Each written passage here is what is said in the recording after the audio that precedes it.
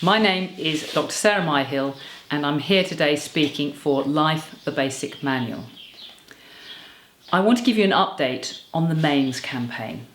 The brief background to this is that, as you know, I'm interested in patients with chronic fatigue syndrome, and that is an illness that is defined by fatigue. It's defined by exercise intolerance.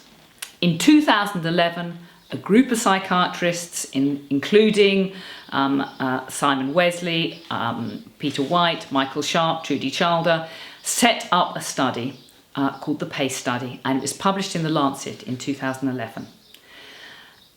In that study, they purported to demonstrate that a good treatment for patients with chronic fatigue syndrome and ME was graded exercise and cognitive behaviour therapy. Now, doctors like me working in this world knew those treatments were ineffective. You know, a condition that is defined by exercise intolerance is hardly going to be treated by exercise. It's an oxymoron. So we knew something had to be fundamentally wrong with that study. We asked to see the original data from which those conclusions were drawn, and they refused to release it. And therefore we had a Freedom of Information Act request, and as a result of a ruling by a tribunal, the raw data was made available. And this was then distributed around the world for other academic bodies to look at and to review. Now, the person leading the charge is Dr. Keith Geraghty, and he published a critique of the PACE paper, to which the PACE authors were allowed to respond. And then all those communications were sent to other academic bodies. This was published in the Journal of Health Psychology, and the outstanding conclusion of that study was that the PACE trial is scientific fraud.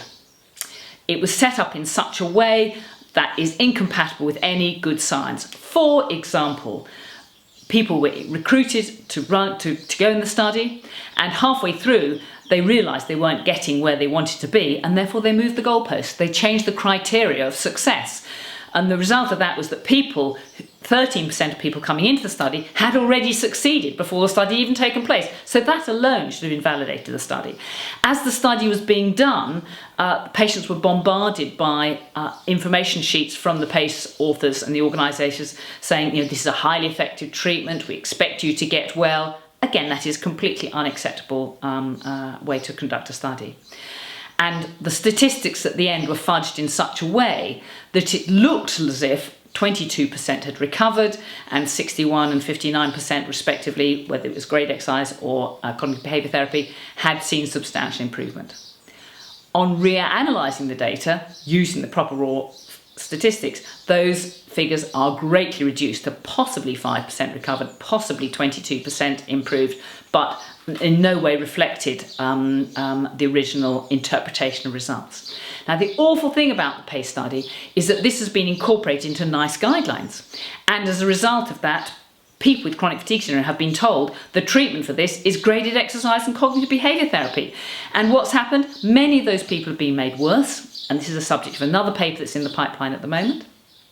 Many of those people have been denied benefits on the grounds that their condition is psychological.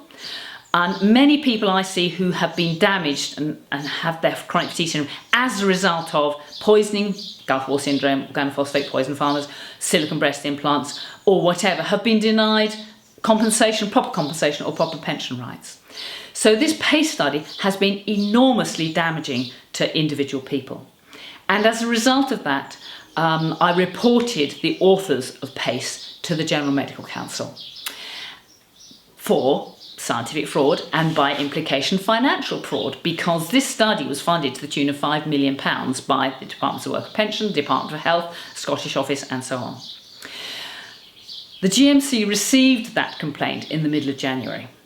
I have continued to send further information implicating these fraudulent authors, and the GMC have yet to decide whether or not to investigate these doctors. Now, we have won the intellectual high ground. There's no question about it. This study is scientific fraud. If the GMC refuse to investigate these doctors, then we will have to take that case to judicial review. If they do agree to investigate these authors, then the next question we have to ask is the GMC going to do this properly and effectively? Now, we know that the GMC is not a good regulating organisation. Let's have a look at an example of that.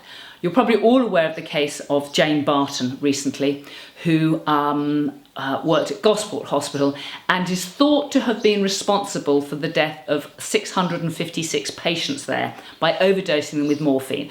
So she's another Harold Shipman, effectively. She had a General Medical Council hearing just before mine. So as it happened, I was very aware of her case. As a result of effectively murdering 656 patients with morphine, she had a GMC hearing and she simply lost the right to prescribe opiate drugs. She otherwise was allowed to continue to practice as normal. Her brother was a member of the GMC at the time, and we believe that he protected her from full prosecution.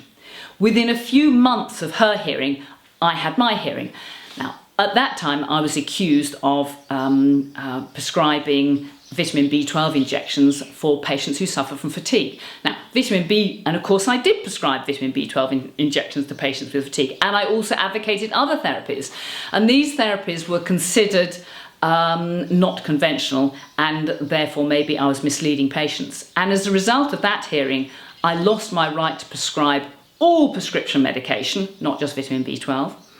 And at a subsequent hearing, when I compared my sanctions with those of Dr. Jane Barton, I was then struck off the medical register, or I was suspended from the medical register pending further investigation. I took that decision to the High Court. On the day of the High Court hearing, snow descended on London and nobody could get there. So they had to postpone that hearing from December to the January. In the interim, the GMC convened an emergency interim orders panels hearing at which they gave me my licence back. And therefore I continued to practice medicine normally with no restrictions on my practice since then. So the point about this is we cannot trust the GMC to investigate these doctors properly, and we have to ask ourselves what we are going to do to make sure that the GMC do their job properly. And this is where we need people. We need people to flag these issues up in the press. We need people to send in their own personal stories to the GMC, and over 200 patients have already done that, because having established that this study is fraudulent, those people should be properly compensated. And I will look forward to helping any people who have been damaged by PACE being properly compensated for the wrongs and the pain that they have suffered as a result of this fraudulent study.